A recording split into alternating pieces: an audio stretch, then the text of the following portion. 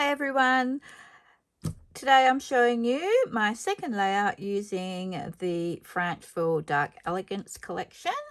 If you've watched the previous videos, you'll know that it's a collection that's a little bit challenging, that I personally don't like that much. I'm just trying to find ways of using it.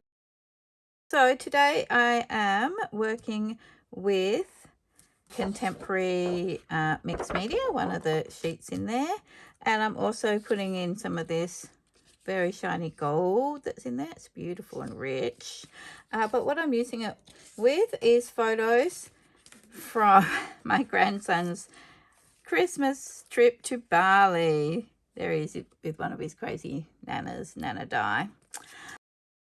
Using these pattern papers, so I decided to go with the mixed media look paper, and to me it's very much reading oceans, like from bird's eye view, oceans and islands. So I thought it would be great to use with my tropical Bali photos. Also on the back there's this gorgeous blue which works really beautifully with this, and there are hints of that within this print.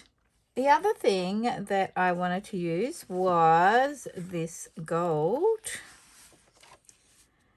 and it's a very rich gold, but the other side is a mustardy gold, and you can really get both of those colors showing in the mixed media paper here.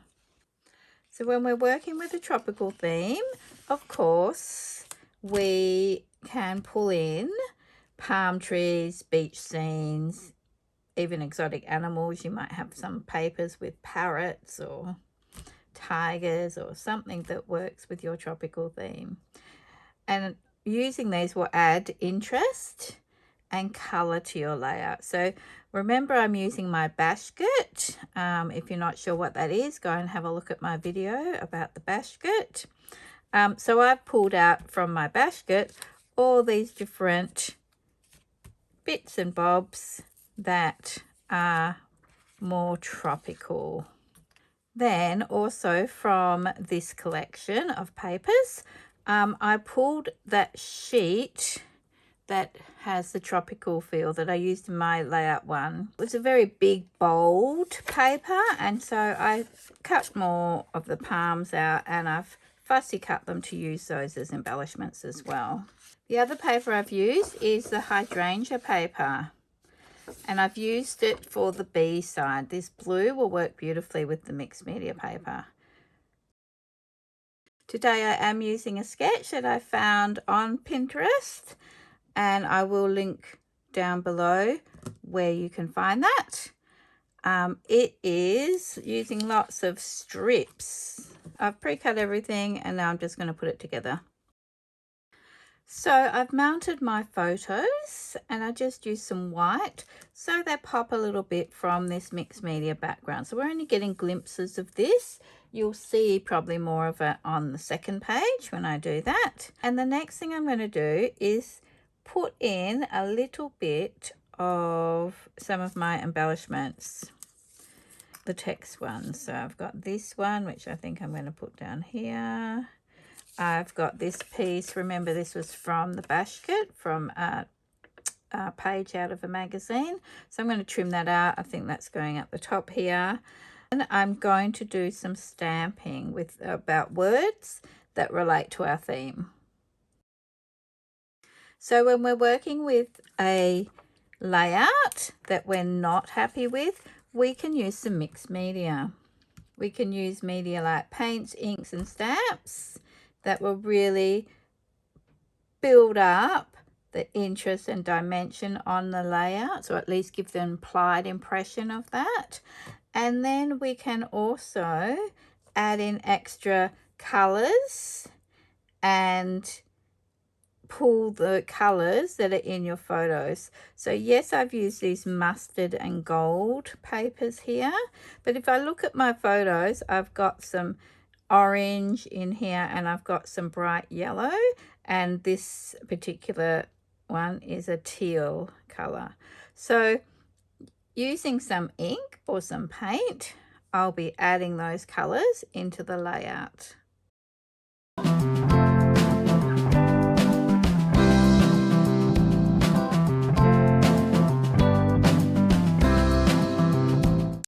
one of the embellishments that I was going to use with this particular layout was use up some of these rub-ons from my basket. Now, it is pretty old. These are from K & Company, so they're quite old.